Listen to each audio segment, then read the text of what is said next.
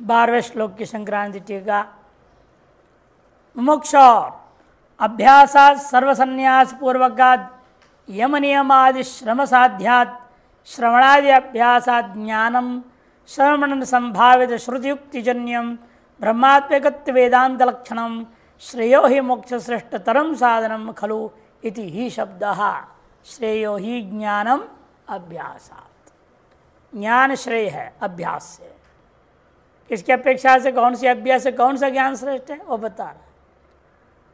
मोक्ष और अभ्यासात सर्व संन्यास पूर्वक यम नियमादि श्रम साध्य श्रवणादि के अभ्यास की अपेक्षा से ज्ञान ये श्रवण मनन संभावित श्रुतियुक्ति की तरह जन्य ब्रह्मात्मकत्व जो ज्ञान है वह वेदनम ज्ञानम ब्रह्मात्मकत्व वेदन लक्षणम ज्ञान लक्षणम श्रेयो एतार्थ ज्ञान केवल श्रम यम नियम आदि पालन पूर्वक संन्यास पूर्वक रोज रोज सुनते रह रहा है, 20 साल सुन रहा है, श्रवणादि का अभ्यास करता है, उस अभ्यास की अपेक्षा से जो अंदर उत्पन्न जो श्रुतियुक्तियों से जन्य ब्रह्मात्मकत्व ज्ञान है वह श्रेष्ठ है। क्यों? मोक्ष से श्रेष्ठतरम साधनम खलु, क्योंकि मोक्ष का श्रेष्ठतर का साधन है वो। इस बात को कहने के लिए यहाँ ही शब्द सर्वशास्त्र प्रसिद्ध द्योतनार्थ, यही बात सकल शास्त्रों में अत्यंत प्रसिद्ध है।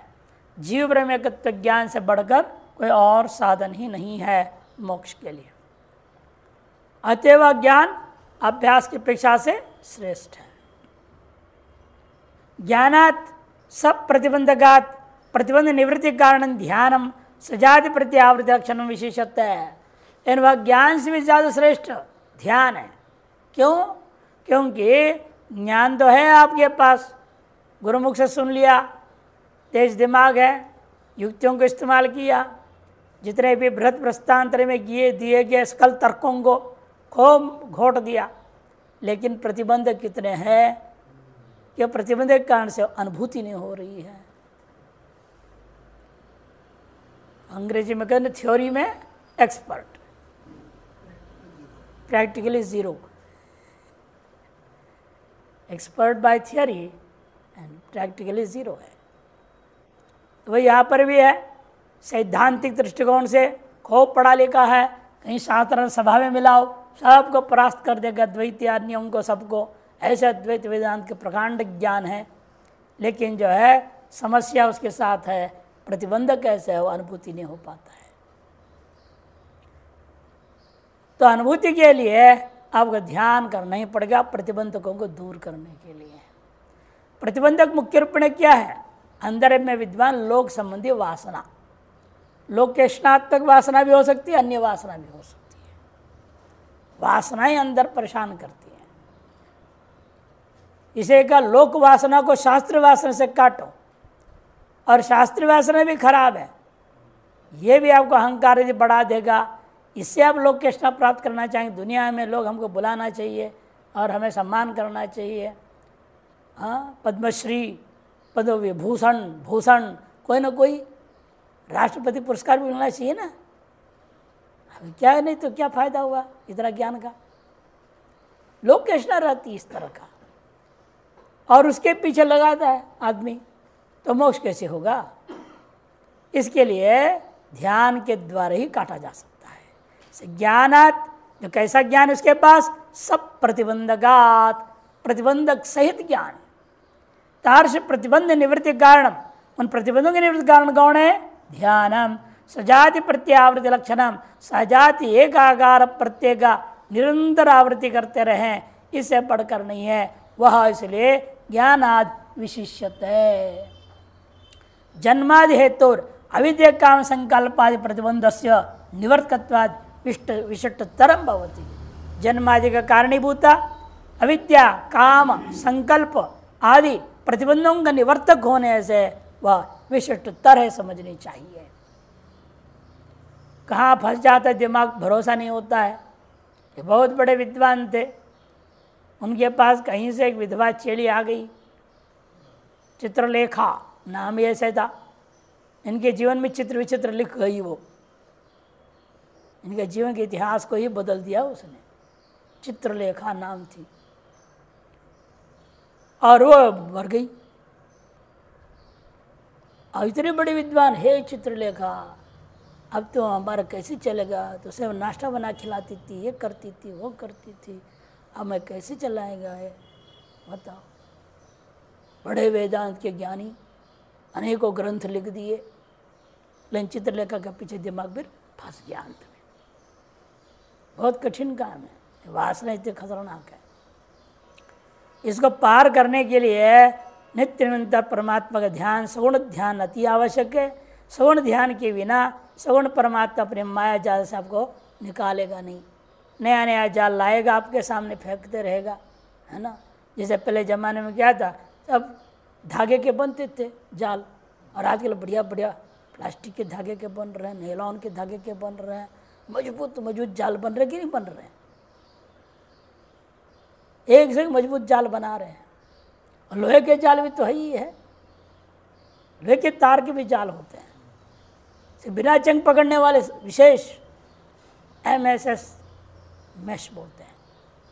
वो खिड़कियों में सब लगाते ताकि बारिश में लगे तो भी जंग न पकड़े। तो एक से एक जाल, एक से एक बनाए जा रहे हैं।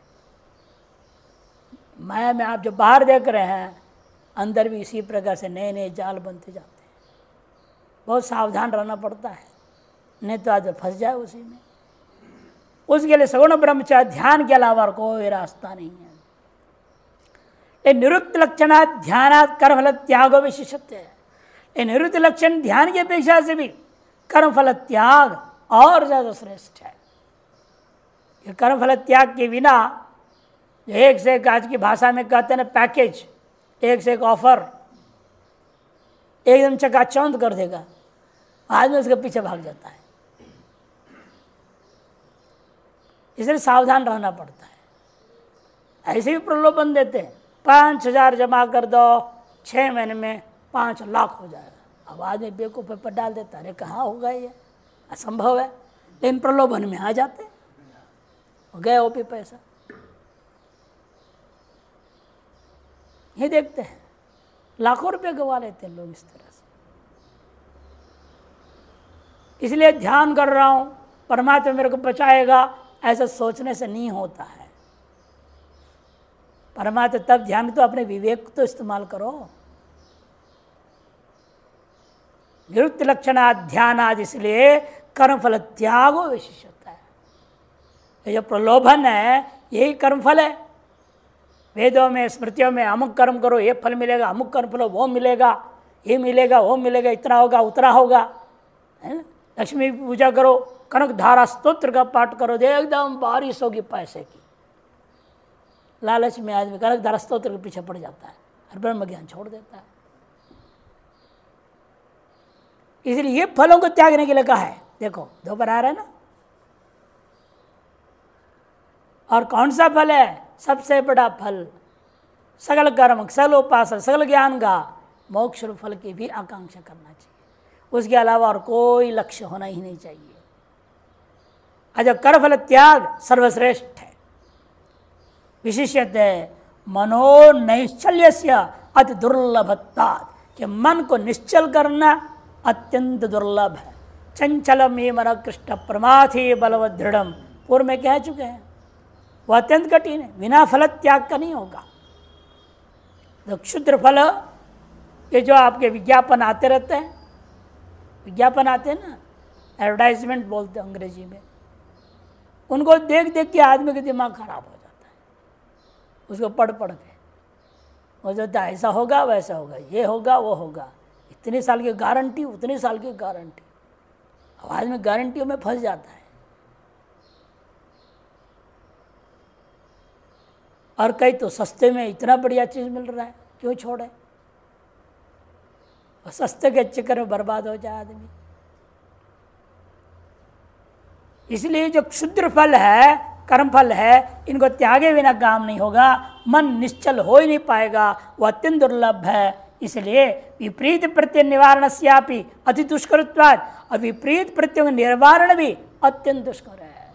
नित्य निरंतर प्रयत्नैक साध्यत्वाच्च ध्यानम महत्तर क्लेश साध्यम।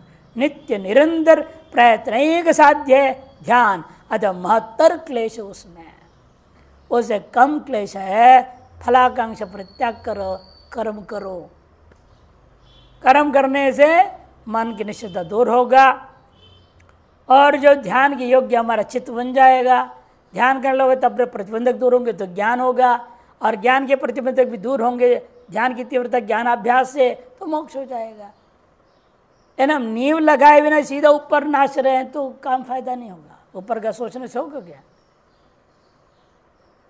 अब आदमी 10वां मंजिल के बारे में कल्पना कर रहा है, लेकिन पहले नीचे के मंजिल ही नहीं खड़ा किया, उसकी डिजाइनिंग में लगा। अरे पहले नीचे का डिजाइन कर लो, नीचे का नींव लगाओ बढ़िया, कैसे इतना मंजिल खड़ा कर कितने नींव डालना चाहिए वो सब पहले सोचो, उस हिसाब से पहले वो काम करो। उसके बाद एक एक मंजिल बनते जाएगा, वैसे वैसे दिखते हैं आगे। यहाँ पहले पूरे की तैयारी कर लो। आजकल ऐसे इंजीनियरिंग को बना देते, पूरे 10 मंजिल का 100 मंजिल का डिजाइन बना देते पहले से, लेकिन बनते बनते कुछ और ही हो जाता है। ये विचित्रता देखा। वो जो बना हुआ रहता है ना, जो पास किया है विकास प्राधिकरण ने, उसके अनुसार बनते ही नहीं अंत में। जब बनने के बाद वो लोग आएंगे, नापेंगे, देखेंगे तो कुछ और बना दिया तुमने, यहाँ कुछ था वहाँ कुछ और हो गया, लाओ फीस फाइन लगाओ, पेनाल्टी। इसीलिए जितनी भी कल्पना करो, ये कल्पना हमेशा पूर्ण रूपेण आपकी कल्पना के अनुरूप साकार होगा, यह असंभव है। कहीं ना कहीं कुछ न कुछ कमी रह जाती। इसीलिए फलाकांक्षा परित्याग पूर्वक कर्म करने से अपने आप सारी तैयारी हो जाती है। इसे निष्काम भाव से जो कर्म है वही पूरी साधना का नींव है। अतएव यतस्ततो यथाशक्ति कृतानां कर्मणानां, देखो इसे करना क्या चाहिए, यथाशक्ति आप कर्म करो। फल परित्यागस्तु निरुक्त श्रम रहितत्वेन, और कर्मों के कर्मणाम फल परित्याग जो होता है उसको कोई श्रम करना पड़ेगा क्या? यतः, जिसलिए ऐसा है इसलिए हमें क्या करना है, यथाशक्ति कृतानां कर्मणाम फल परित्याग, यथाशक्ति अब कर्म करो। मंत्र में कर्मकांड में बोलते भी इसलिए, यथोपलब्ध द्रव्यों से मैं कर रहा हूँ, न्यूनाधिक के लिए क्षमा कर दो, मैं झंझट खत्म। कितनी सरल है। वहाँ तो यम नियम सख्त पालन करना पड़ता है, यहाँ कोई झंझट ही नहीं है। कमी हो तो भी माफ़ी मांग लेंगे, द्रव्य में कमी हो जाए, किसी चीज़ में कमी हो जाए। इसीलिए लेकिन फल त्याग करने के लिए तो आपको कोई परिश्रम नहीं करना है। ये फल त्याग क्या है, मानस है, वहाँ क्या परिश्रम है। बस इतना ही दिमाग में मैं बता चुका हूँ क्या है उसके लिए तरीका, इसके बिना मैं रह सकता हूँ, बस सीधी सी है। इस फल के बिना भी, इस फल को प्राप्त के बिना भी मैं रह सकता हूँ, ऐसे कहते ही बड़ा फल अपना गायब हो जाएगा आपके चित्त से। जिसके बिना आप रह सकते उसके क्या महत्व रह जाएगा जीवन में, खत्म हो जाते महत्व। इसलिए सिंपल है, बहुत सरल है, इतना ही दिमाग में लगाए रखो। कोई फल आता है तो इसके बिना मैं रह सकता हूँ, निरुक्त श्रम रहितत्वेन, इसके लिए उक्त कोई विशेष श्रम है ही नहीं। मोक्षम प्रति अंतरंग साधन ध्यानाद विशिष्टतर भवति, इसे मोक्ष के प्रति यहाँ टीकाकार कहते हैं, मानो निष्काम कर्म है, यही अंतरंग साधन है।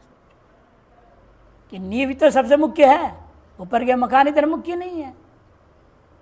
ऊपर के मकान जैसे बनते हुए तोड़ ताड़ फिर दोबारा बना लो, लेकिन बार बार नींव को उखाड़ के तोड़ डालोगे तो नींव एक बार डाली जाएगी और ढंग से डालनी पड़ती है। ऊपर में तो यहाँ से वहाँ कमरा तोड़ लो, इधर बना लो, उधर से उधर बना लो, कुछ भी करते रहो, हो सकता है। इसलिए भी व्यक्ति को नींव को महत्व ज़्यादा देना पड़ता है। उसी तरह से यहाँ पर भी कह रहे हैं कि ये जो निष्काम कर्म हो गया, इसको मानो मोक्ष प्रति अंतरंग साधन है। अतएव ध्यानाद विष्टतरो भवति। कामनाशकत्व धर्म से उभयत्र तुल्यत्वेपि, कामनाशकत्व रूपी जो धर्म है वो दोनों में बराबर होने पर भी उक्त श्रम रहितत्वेन, उक्त श्रम के रहित होने से, ध्यान की अपेक्षा से ततः श्रेष्ठतरो भवति, श्रेष्ठतर निष्काम कर्म योग है। यद अनुष्ठानाद अनंतरम उत्तरकाल एव तदनुष्ठात सर्वकर्म संन्यासवतो नियत चित्तस्य काम संकल्प दोष विनिर्मुक्तस्य शुद्ध बुद्धेः कर्मयोगिनः संसारोपशम मोक्ष सिद्ध्यति इत्यर्थः। एतार्श निष्काम कर्म से भाव से जब कर्मानुष्ठान करने के अनंतर उत्तर काल में ही क्या होता है, उस अनुष्ठाता के अंदर सर्वकर्म का फल संन्यास के कारण से वह सर्वकर्म संन्यास भाव भी उत्पन्न हो जाएगा। आप फल संन्यास प्रयोग करोगे ना, अपने आप कर्म संन्यास भी हो जाता है। कब तक करते रहोगे? आप क्या नहीं, अरे जब मुझे कुछ चाहिए नहीं तो मैं क्यों इसमें रगड़ रहा हूँ, क्यों समय लगा रहा हूँ कर्म में। जब अंतरण शुद्ध होने लगता है धीरे धीरे, तो अपने फलाकांक्षा के जैसे परित्याग किया वैसे कर्म परित्याग भी हो जाता है। सर्वकर्म संन्यास हो तो नियत चित्तस्य, संयमित चित्त वाला है, काम संकल्प दोष विनिर्मुक्त हो गया है, तो शुद्ध अंतःकरण वाला होने से उस कर्म योगी को संसार को उपशम रूपा जो मोक्ष है, त्यागात् शांतिर अनंतरम, और शांति की प्राप्ति हो जाती है। ननु कर्मफल त्यागादेव मोक्ष सिद्ध है, ये कर्मफल त्याग से मोक्ष हो जाता है। मुख्य प्रश्न में आ गए, फिर तर्दिशोकम आत्मविद क्यों कहा, आत्मज्ञान की क्या जरूरत है, ज्ञानादेव तु कैवल्यम क्यों कहा। पूर्व पक्ष पूछता है, एक कर्मफल त्याग से ही मोक्ष सिद्ध हो जाए तो तर्दिशोकम आत्मविद तमे विद्वान अमृत यह भवति नान्य पंथा विद्या न्याय इत्यादि बहुश्रुति विरोध ज्ञानाद मुक्ति रीति सर्वशास्त्र ज समय विरोधश्च स्यात् इति चिन्ह। सगल श्रुतियों के साथ विरोध होगा और ज्ञान से मुक्ति, इस सर्वशास्त्रज्ञों का सिद्धांत का भी विरोध हो जाएगा। चिन्ह यहाँ प्रशंसा स्तुति पहले बोल चुके हैं, स्तुति किया जा रहा है ताकि अतिमंदाधिकारी वो सीधे ज्ञान के चक्कर में ना पड़े, ध्यान के चक्कर में भी ना पड़े। ध्यान के नाम पे 4-4 घंटा बर्बाद करेगा और वहाँ कहीं महानताएं मिल जाए तो फंस जाएगा, क्या फ़ायदा। ऐसे एक ब्रह्मचारी जी थे, बोलते मैं 8 घंटा ध्यान करता हूँ। मैंने कहा तो गजब बात है, 8 मिनट भी ध्यान हो जाए किसी की तो भला हो जाए, ये तो 8 घंटा ध्यान कर रहे हैं। और कहते कमरे बंद। मैंने कहा ये मुर्गा बहुत जबरदस्त फंसेगा। 6 महीने खबर मिला एक करोड़पति आश्रम का महंत हो गया। फिर 2 साल बाद पता चला ऐसे लफड़ा हुआ वहाँ, वो जेल में पहुँच गया। फिर जेल से हमको खबर दे रहा है, महासाहब में जी हमसे गड़बड़ हो गया, अब कुछ उपाय बताओ यहाँ से निकलने का। और देवी भगत भी था तो हमने कुछ अनुष्ठान बता दिया, वहाँ से छूट के निकल आया। फिर जिससे विवाद किया गुरु भाई से, उसे समझौता करके संपत्ति बंटवारा कर लिया। कुछ हिस्सा गया, कुछ हिस्सा वो मालिक। फिर बाद में आया था दर्शन करने, एक बार मैंने हो गया ना 8 घंटे ध्यान का फल मिल गया ना, समाधि लग गई।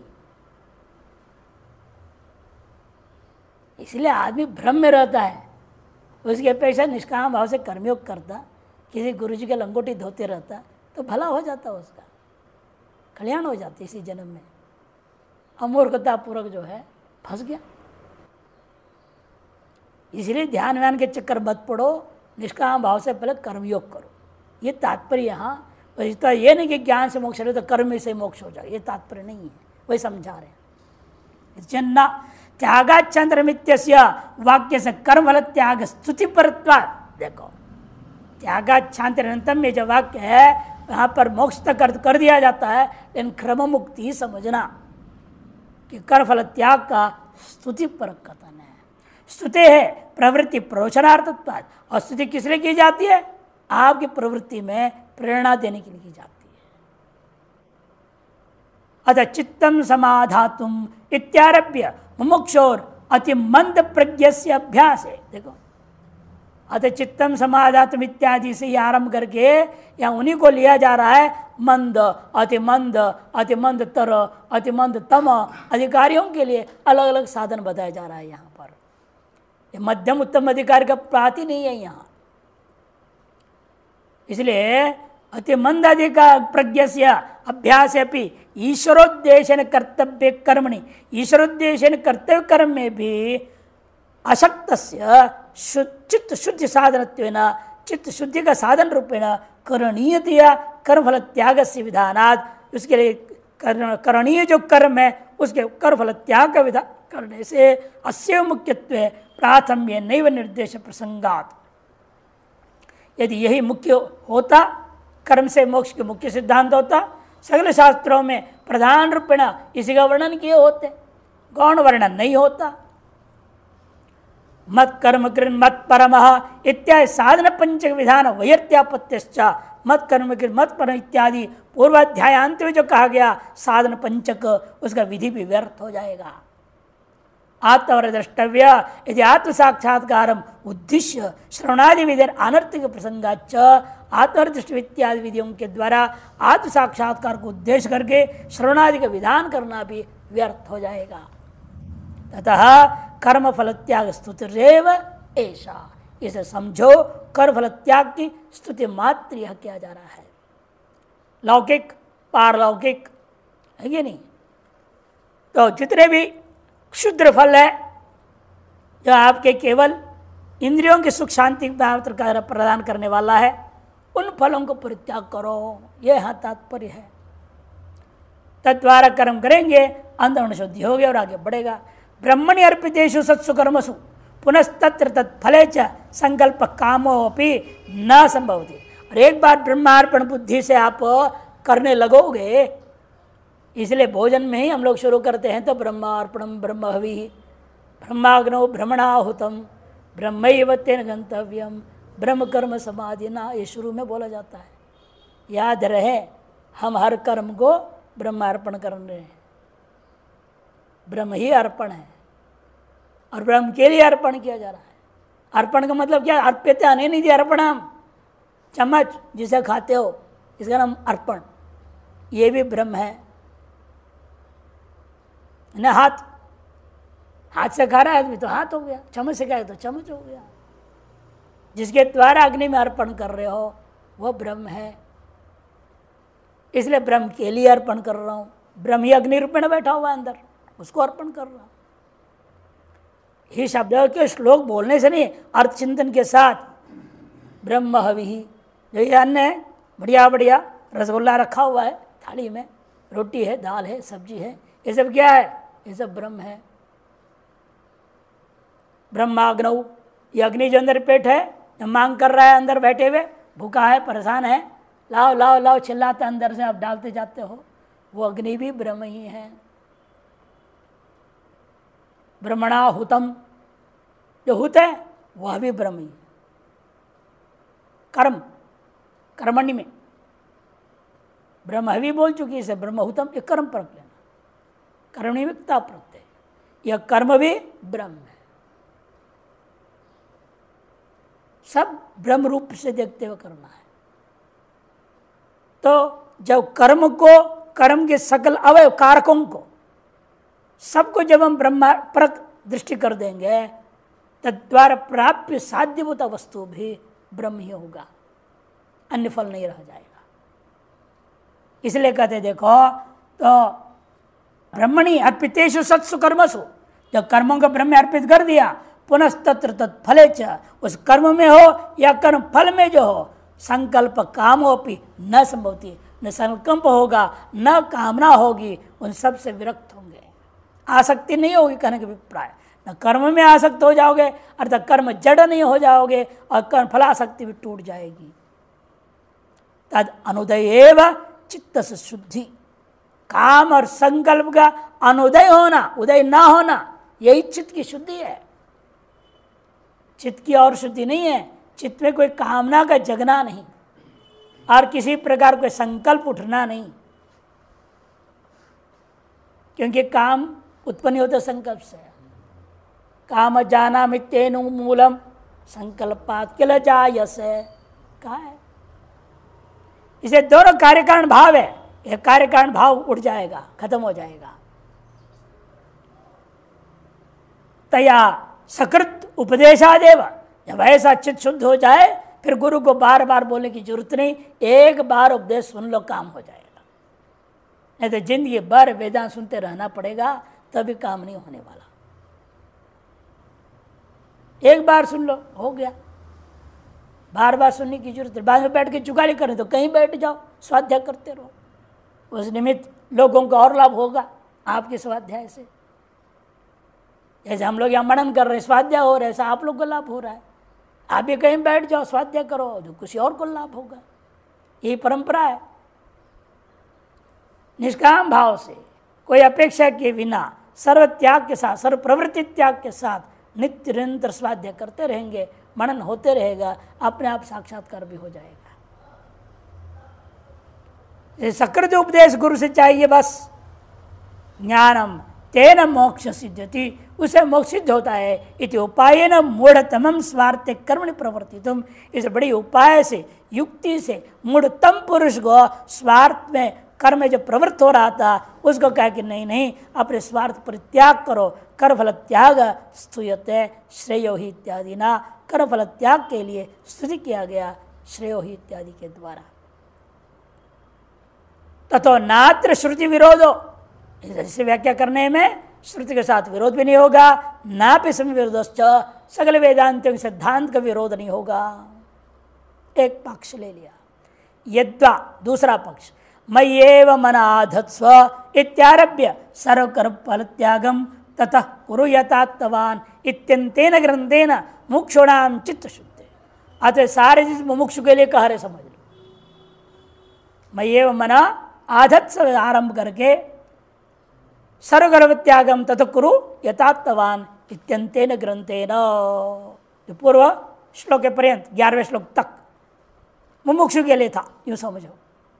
मुमुक्षुणाम चित्त शुद्ध है, परम कारणम अधिकारी भेदेन गुरु लघु आदि भेद भिन्नम सगुणोपासनम कर्तव्यत्वेन प्रतिपाद्य।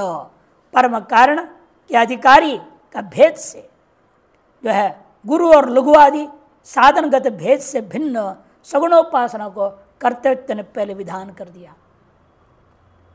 और अब अधुना सगुणोपास्त्या परिशुद्ध बुद्धे तदुपास्त्य फलभूतम अक्षरोपासना कर्तव्य बोधयितुम।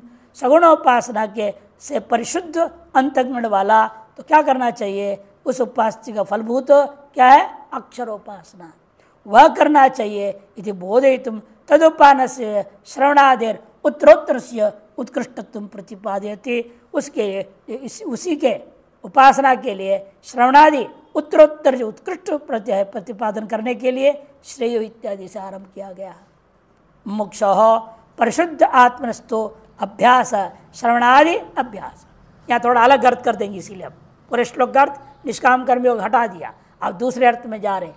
मुमुक्षु के लिए कह रहे हैं, अभी सगुणोपासना करने के बाद निरूणोपासना में प्रवेश कराने के लिए कह रहे हैं श्लोकों को, उस तरफ घटाएंगे अब। इसलिए मुमुक्षु जो परिशुद्ध अंतःकरण वाला है उसके लिए क्या करें, अभ्यास श्रेयान सगुणोपासनेभ्य, सगुणोपासना की अपेक्षा से श्रवणादि का अभ्यास करना श्रेष्ठ है। सगुणोपासना में छूट जाए कोई आपत्ति नहीं। अब कई लोग बोलते हैं महाराज बहुत पूजा पाठ करता था, आजकल मन नहीं लग रहा है। आजकल किससे मन लग रहा है, लगता है बस वेदांत सुनते रहो, पढ़ते रहो, यही चिंतन में लगे रहो, तब तो अच्छा है। तो हम कहते बहुत बढ़िया हो गया, छूट गया तो अच्छी बात। लेकिन यदि आप करो कर्म करके इच्छा नहीं हो रही, फिर आलसी बना हो, पड़ा हूँ, सो रहा हूँ और इधर उधर चक्करों में रहता हूँ, अखबार के पीछे 2 घंटा लगा रहा हूँ, है ना। कई महात्मा यहाँ भी आते हैं कि है वाचनालय, वाचनालय बोलते हैं, हम कहते वाच अनालय, ये आलय नहीं है। अपने आप को वॉच करो, तुम कहाँ फंस गए।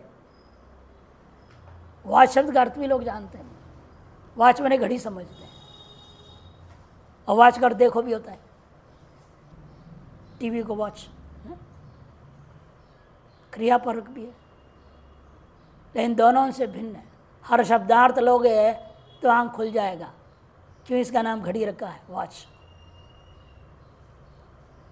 वॉच क्या है, WATCH अंग्रेजी में, W का अर्थ होता है वॉच योर वर्ड, यानी जबान टाइट रखो, कंट्रोल। वॉच योर एक्शन, अब हर क्रियाकलाप पर ध्यान रखो। Watch your thought, watch your character, ब्रह्मचर्य। Watch your heart, emotions. WATCH लिख दिया, वॉच। ये 5 तो ध्यान रखेगा, उससे बड़ा योगी कौन होगा। तो इसीलिए अर्थ को भी समझ गए, व्यवहार में उतरना चाहिए। तो परिशुद्ध आत्मनस्तु अभ्यास श्रवणाद्य अभ्यास श्रेयान सगुणोपासनेभ्य, सगुणोपासना की अपेक्षा से श्रवणादि के अभ्यास श्रेष्ठ होता है। सर्वेभ्यो श्रेष्ठ भवति। ज्ञानादेव कल्पिते श्रुत्यैव तु शब्देन इतर व्यावृत्ति पूर्वकम ज्ञान से साक्षात मोक्ष कारणत्वधारणात्। ज्ञानादेव कलम के द्वारा तू शब्द से और इतर के व्यावृत्ति पूर्वक और एव शब्द भी बोलता हुआ, उससे भिन्न कोई दूसरा साधन ही नहीं मोक्ष का, यह बताते हुए ज्ञान को ही साक्षात मोक्ष कारणत्व का निश्चय होता है।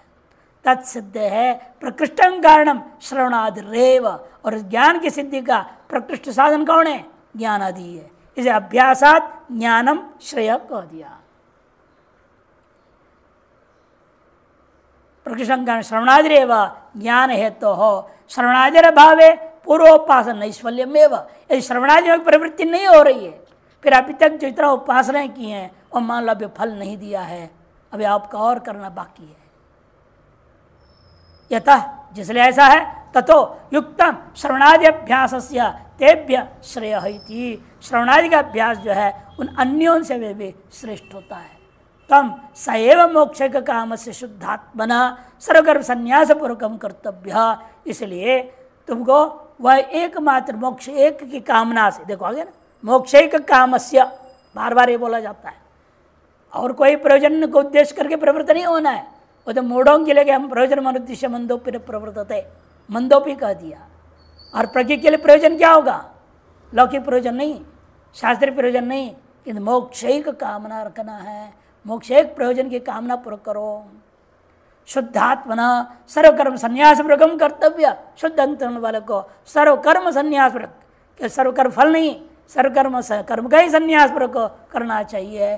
संन्यास श्रवणं कुर्यात्, ऐसे विधि कर दिया गया। इति श्रेय इत्युक्त्या बोधितं भवति। आत्मावरद्रष्टव्य सो अन्वेष्टव्य इति संन्यास श्रवणं कुर्यात् इत्यादि श्रुति स्मृति प्रसिद्धि द्योतनार्थो ही शब्दः। अभ्यासात् श्रवणादि अभ्यासात, और श्रवणादि के अभ्यास की अपेक्षा से इसलिए ज्ञानम तज्जन्यम ब्रह्मात्मिकत्व ग्राहकम श्रेय, तज्जन्य ब्रह्मात्मिक ज्ञान ग्राहक जो ज्ञान है वह श्रेष्ठ होता है। ततः श्रेष्ठतरम ज्ञान अनुत्पत्तौ, यदि ज्ञान की उत्पत्ति नहीं हो रही है, फिर ज्ञान के पीछे दिमाग मत लगाओ, थोड़ा ज्ञानाभ्यास तो करते रहना, स्वाध्याय 1 घंटा 2 घंटा सुनते रहना, लेकिन बाकी समय ध्यान करो। ज्ञान को पचाने लायक बनाओ। ज्ञान को पचाने के लिए हाजमूला है ध्यान, इसको लेना पड़ेगा। वही आगे के लिए कह रहे हैं। तो ज्ञानम ज्ञान अनुत्पत्तो, ज्ञान की उत्पत्ति नहीं हो रही है, अभ्यास निष्फलत्वाद युक्तम ज्ञान से तथा श्रेष्ठतरम, अभ्यास भी निष्फल हो जाएगा, इस युक्त है ज्ञान को उसको श्रेष्ठतर कहना। अत्रापि श्रेष्ठयुक्त्या बहुनाम ब्रह्मविदाम सन्निधौ बहुधा श्रुत्वा अवश्यम ज्ञान संपादनमिति बोधितम भवति।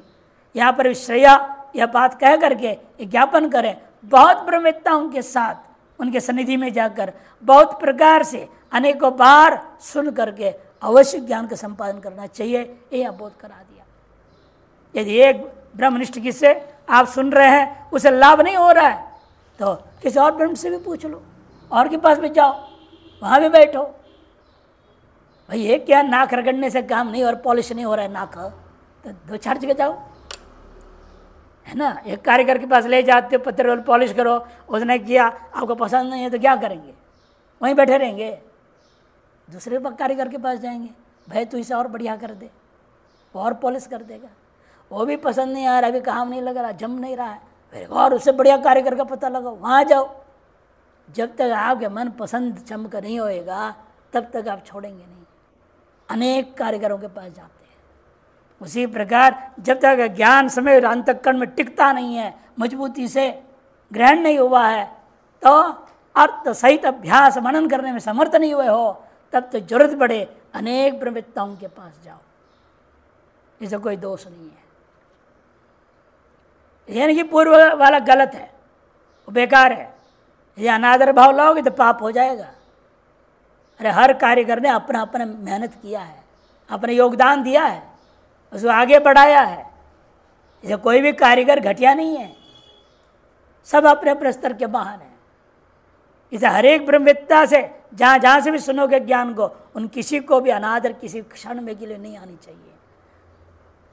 हमारे पास कई लोग आते हैं, अलग अलग मिशन वाले भी आ जाते हैं और वहाँ निंदा करने लगते हैं उसकी, भाई भाई मन नहीं मत करो। उन्होंने अब तुमने इतना मेहनत किया, उसके फलस्वरूप तुम यहाँ आए हो, उसकी योगदान क्यों भूलोगे? उन्होंने आपसे कर्मयोग कराया, उसे अंतःकरण शुद्धि हुई, विवेक जगा, उस जाल से आप निकल बाहर आए हो। आप दूसरी जाल में फंसे हो, ये भी समझना, ये भी एक नया जाल है तुम्हारे लिए, और इस जाल से निकलना पड़ेगा कभी ना कभी। तब क्या इसकी भी निंदा करोगे वर्तमान की? गलत है।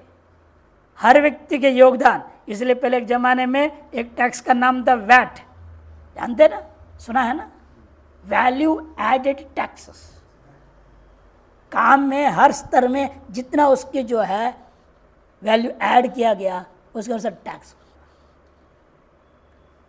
उसी प्रकार यहाँ पर भी जितना कोई भी गुरु आपके अंदर कुछ वैल्यू डाल रहा है, कोई मौलिकता, कोई शुद्धता पैदा करते जा रहा है, स्तर प्रति स्तर शुद्धाति शुद्ध होते जा रहे हो। इसलिए हर स्तर के व्यक्ति ने जो आपके साथ मेहनत किया है, आपको जो कुछ भी दिया है, उस योगदान को स्मरण करते ही रहना चाहिए। इसे कार्य उसने हमको ठीक से पहुंचाया नहीं, ऐसा नहीं, उसने जितना कर सकता कर दिया। अनेकों दृष्टांत, आप यात्रा में जा रहे हैं, अब एक से आपको पूछ रहे हैं, आपने पूछा, उन्हें जितना ज्ञान है यहाँ से वहाँ तक जाओ।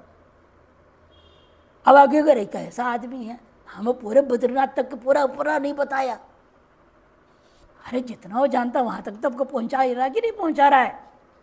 वहाँ से आगे वहाँ दूसरे से पूछ लो, और आगे कुछ दूर का बताएगा। करते करते तो बद्रीनाथ नहीं पहुँचोगे क्या? से जो जितना बता रहा है, जितना आपसे सेवा आदि माध्यम से अंतःकरण शुद्ध करा रहा है, ज्ञान भी दे रहा है, साधना भी करा रहा है, जितना करा रहा है उसकी अपनी क्षमता के अनुसार वह सम्यक है, अनुचित नहीं है। इसे इनका कहना है बहुधा जो आपको श्रवण करना ही चाहिए, ज्ञान का संपादन करो। तस्मात् ज्ञानादपि, इस संपादन के ज्ञान की अपेक्षा से भी सब प्रतिबंधात, क्यों ज्ञान कैसा है? प्रतिबंधक से युक्त है। अतएव तन निवृत्ति कारणम ध्यान मुक्त लक्षण विशेषते, उसका निवृत्ति कारण ध्यान युक्त प्रकार का ध्यान भी अवश्य उससे भी श्रेष्ठ करना ही चाहिए। नहीं तो तोता बन जाओगे, सब गुरुओं से पढ़ लिया और अनेक गुरुओं से पढ़ करके तोता बन गया, बड़ बड़ कर रहा है, केवल अपने जीवन में कुछ उतर ही नहीं रहा, वो भी फायदा नहीं है। एक बार ऐसे एक बड़े मंडलेश्वर थे, बड़े विद्वान थे, उनसे पढ़ने के लिए सिर्फ डरते थे, इतना मोटा डंडा रखे थे, एक टाइट से मार देते थे, थोड़ा सा इधर उधर हुआ नहीं, बैठना भी एकदम यूँ सिर्फ।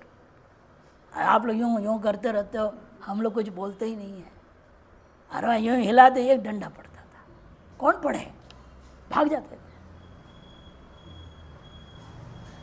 सिर बैठो, यहाँ देखो मुझे देखो, यहाँ देखो मुझे देखो, पुस्तक और मेरे इधर उधर देखना नहीं, इधर देख पिट एक डंडा पड़ेगा।